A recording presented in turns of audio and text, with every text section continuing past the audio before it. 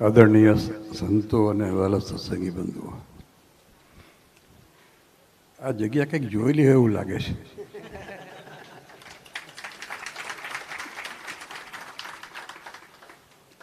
યાદ નથી આવતું, પણ થોડું થોડું લાગે છે કે ચહેરા પણ અમુક જોયેલા લાગે છે.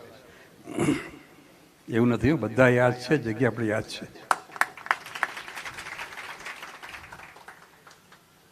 કારણ કે ખૂબ સંઘર્ષ થઈને આ મંદિર થયેલું છે. એનો ઇતિહાસ પણ મને ખબર છે. અને જે પ્રાપ્તિ સંઘર્ષ પછી થાય એનો આનંદ કંઈ અનેરો જ હોય છે. જેમ અત્યારે રામ મંદિર આટલા સંઘર્ષ પછી આપણને મળ્યું, કેટલો બધા લોકોનો ઉત્સાહ હજી ભીડ જામી જ હોય છે. એમ સહેલાઈથી મળી જાય એના કરતાં સંઘર્ષ પછી જે પ્રાપ્તિ થાય છે ને એનો જુદો આનંદ હોય છે.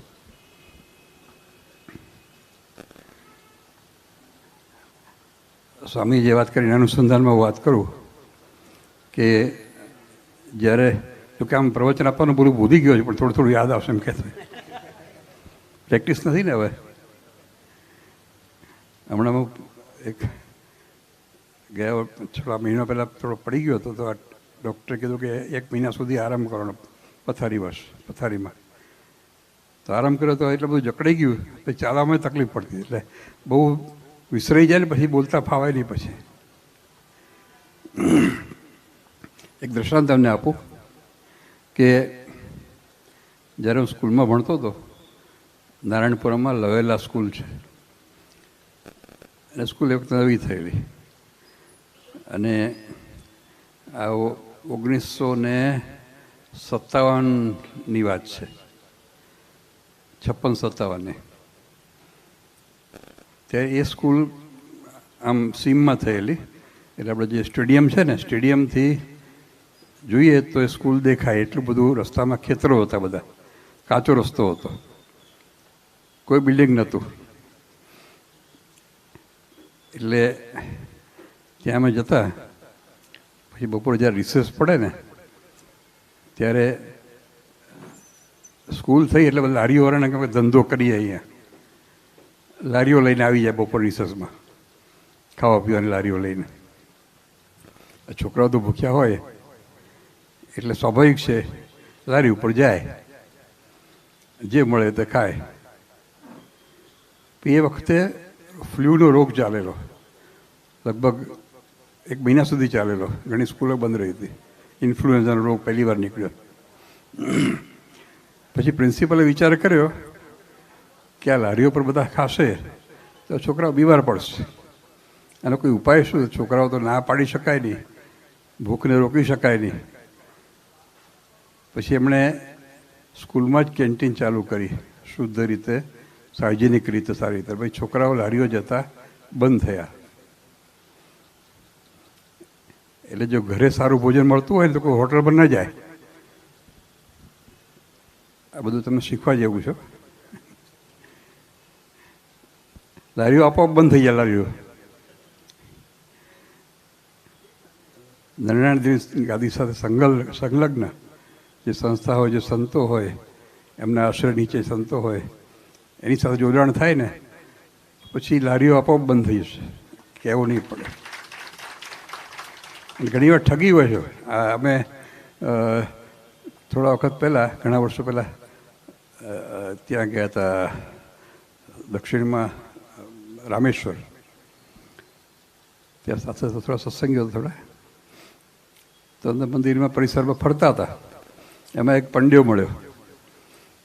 પંડ્યા સત્સંગીઓને કહે કે અમે એક તમારે મહાપૂજા કરવી હોય ને તો હું 25,000 રૂપિયામાં કરી આપીશ. તો બધા સત્સંગીઓ અમુક પ્રદેશના હતા કે આવો લાભ ક્યાંથી મળે. 2-3 જણા ભેગા થઈને ફંડ કરીને અમને કીધું કે તમે કીધું અમને ઈચ્છા નથી, તમે કરો, અમે જોઈશું. 25,000 રૂપિયા આપીને મહાપૂજા કરવા 3-4 જણા બેઠા. પછી આગળ ચાલ્યા. પછી મંદિરના પરિસરમાં ગયા, ત્યાં ઓફિસમાં ગયા, મંદિરની ઓફિસમાં. તો જોયું તો એ જ મહાપૂજા 25 રૂપિયામાં થતી હતી, પહોંચ આપીને. એટલે પહોંચ આપી એટલે આપણો રૂપિયો ત્યાં ઠાકોરજી આગળ પહોંચે. પછી તો પેલા બધા આંકડા ચોબાને પંડિતે શોધ્યો પણ મળ્યો જ નહીં, જતો પૈસા લઈ જતો રહ્યો. આપણો રૂપિયો બહુ કિંમતી છે. મહારાજ એકવાર બિરાજમાન હતા, એક જણે મહારાજ આગળ રૂપિયો રોકડો મૂક્યો, મહારાજ આમ ફરી ગયા, પાછા ફરી ગયા, તો બીજી બાજુ લઈને બીજી બાજુ રૂપિયો મૂક્યો, પછી પાછા ફરી ગયા, ત્રીજી બાજુ મૂક્યો. પેલો અકળાયો કે સ્વામિનારાયણ, તમને ખબર છે આ રૂપિયો કેમ મળે છે? સહેલાઈ નથી મળતો. 20 ફૂટ નીચે જમીનમાં ખોદો તો પથરાને પાણી નીકળે, પણ રૂપિયો ના મળે. રૂપિયો બહુ મહેનતનો પૈસો છે, તમે આવી રીતે કરો છો. મહારાજ કહે છે, એ જ તારી પાસે મારે બોલાવવું હતું, તારો રૂપિયો બહુ કિંમતી છે. માટે આપણો રૂપિયો નારાયણ દેવના છેડે અડે એ બહુ ધ્યાન રાખવાનું. આપણે વેડફાઈ ના જાય, કોઈ પંડ્યા આપણને ચોબાવ આપણને લઈ જાય. આપણે તમે બધા સત્સંગીઓ છો, અને સત્સંગીની ડિગ્રી એવી છે, જગતમાં આપણે કોલેજમાં ભણતા હોઈએ, ડિગ્રી મળે, BA LLB કે પછી ડૉક્ટરની બધી, એ ડિગ્રીનો સર્ટિફિકેટ મળે છે. એ સર્ટિફિકેટ તમને તમારી પાસે કોઈ પાછું નથી લઈ લેતું.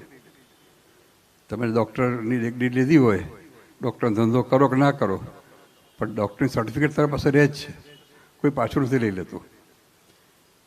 પણ આ સત્સંગની ડિગ્રી એવી છે કે મહારાજની આજ્ઞા પાળતા પાળતા પાળતા પાળતા ધીરે ધીરે મળે છે. અને જો એ આજ્ઞા પાળવામાં ફેર પડે ને તો ડિગ્રી પાછી જતી રહે છે. આપણે આ વિશેષતા છે આપણી ડિગ્રીની. અને મહારાજે તો બહુ સ્પષ્ટ કહ્યું છે કે મારા સત્સંગીને બહુ ઝીણવટથી જોઉં છું. વચના બધી વાત કરી મહારાજ. મહારાજે એમ કહ્યું કે રામચંદ્રજી શરણાગત વત્સલ ખરા, સીતાજી વચ્ચે અતિશય પ્રેમ, પણ કોઈના કહે સાંભળે સીતાજીનો ત્યાગ કરી દીધો. પણ અમે એવા નથી. અમારા ભક્તને બહુ શાંતિથી વિચારીને જોઈએ છીએ, ઝીણવટભરી રીતે જોઈએ છીએ, ને પછી એના માટે એના પર રાજી થઈએ છીએ. એટલે મહારાજનો CCTV કેમેરો આપણા પર સતત ચાલુ જ હોય, એમ માની લેવાનું. અને મહારાજ જે આજ્ઞા કરી છે એથી અધિક પણ ન વર્તવું ને એથી ઓછું પણ ન વર્તવું, એમાં શ્રીજી મહારાજનું રાજીપો છે. અહીંયા આ વિસ્તારમાં તો ખૂબ ફરેલો છું, ઘરે ઘરે ફરેલો છું, મને યાદ છે ખૂબ સારી રીતે. અને આ જે પ્રગતિ થઈ રહી છે, નવા મંદિર નિર્માણ થઈ રહ્યું છે, એ જાણીને અતિશય આનંદ થાય છે. આમાં વિશેષ કેવું નથી, પણ આપ સૌનો નારાયણ દેવ સાથેનું જોડાણ હંમેશા મજબૂત ને મજબૂત બનતું રહે, એમાં જ આપણો શ્રેય છે, એમાં જ આપણું કલ્યાણ છે. બાકી તો માટે નારાયણ દેવના ચરણોમાં એ જ પ્રાર્થના કે આપણું જોડાણ સીધું નારાયણ દેવના ચરણોમાં રહે. અને સીધું જોડાણ હોય ને તો વચ્ચે કોઈ જરૂર ન પડે. જેમ આજે આવી ગયો ને, ઉપરથી દબાણ આવ્યું ને એટલે મારે આવવું પડ્યું. સીધું જોડાણ હોય તો મહારાજ પોતે દબાણ કરે, આવો અમારા અક્ષરધામમાં આવો, તમે સીધા, વચ્ચે કોઈ એજન્ટની જરૂર ન પડે. આપ સૌ ઉપર શ્રીજી મહારાજ ખૂબ રાજી થાય એટલું કહીને બેઠું છું.